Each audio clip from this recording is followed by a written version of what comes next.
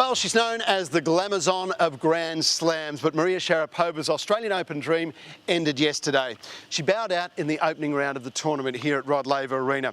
But still, with annual earnings in excess of $28 million, we think she's going to be okay. At 22 years of age, this Russian beauty has got the whole world talking.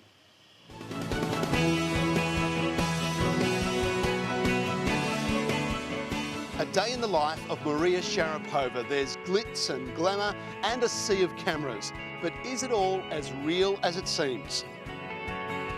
Maria Sharapova, welcome to Sunrise. Thank you. From the outside, you have a magnificent lifestyle. Is it all a fairy tale? Well, the reality is, honestly, is in 30 minutes I'm going to be back in my hotel room in my pajamas ordering room service. So yes, this does seem all glamorous, and you get ready, and you do the interviews and you do what you have to do, and but at the end of the day, you go home, and then tomorrow you wake up, you go back on the practice court. Maria, is it hard to stay focused? Is it hard to separate all the glamour and all the fun from the business of tennis? It's fun to have the balance of a few things. It can be a bit grueling. You start the sport from a very young age, and 24/7 you're trying to think of things that you're always going to get better at, or what you have to do, or if things didn't work out on that certain day, it can drive you a little crazy. There's no doubt Maria is alluring and dazzling, but she remains down to earth. Is it hard to stay grounded? It is, but I'm really fortunate to have a great team around me. I have great parents that always make me realize that little things in life are very important. And I came out of a really humble background, and I have great friends and a great family, so that helps. Maria's childhood was anything but normal. Maria's mum was living near Chernobyl when she fell pregnant with her.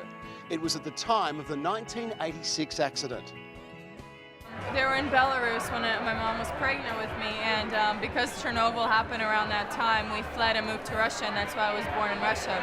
Otherwise, I would probably have been born in Belarus, and then we fled to Siberia, and then kind of hit that part of town as well. So then we moved to Sochi, which is on the Black Sea, in a beautiful resort, and then when I was 7, I moved here. So Chernobyl actually has a special place in my heart, because it's something that's pretty severe and pretty important, and I was fortunate enough to not be affected by it. But I still have family that live in the areas there, and I work very closely with the United Nations on trying to encourage people in those areas to get out of the depression and really help their lifestyle.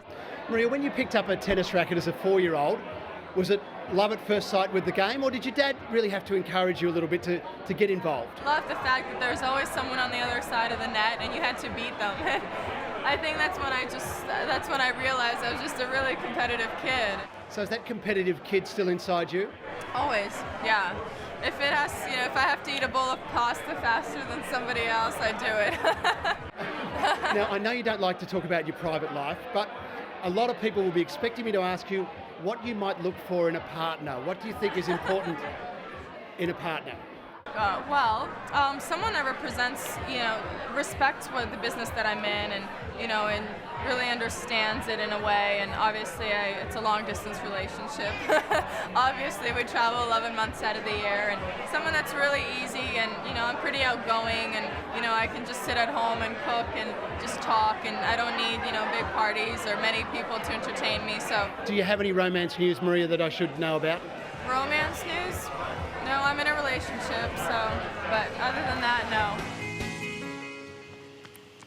Wow, was that a difficult interview to do? I struggled through it all right. Look, she's just lovely. I was really surprised because you don't know exactly what you're going to get, like any big name star. But she was so relaxed and she was so pleasant. It was really nice, and so sad to see her go out of the tournament so early. Well, the only thing that's concerning me, because you've done a one-on-one interview with Maria Sharapova. That's right. She's out. Yeah. You did a one-on-one chat with Jelena Dokic. And she's out. Have you chatted to anyone else? No one else will talk to me. Is anyone else lined up? No? Yeah. Just they might be changing plans. So maybe I'll just let them have a break. The whisper, don't talk to my Marina. No, that's great. Great interview. Well done. Really good fun.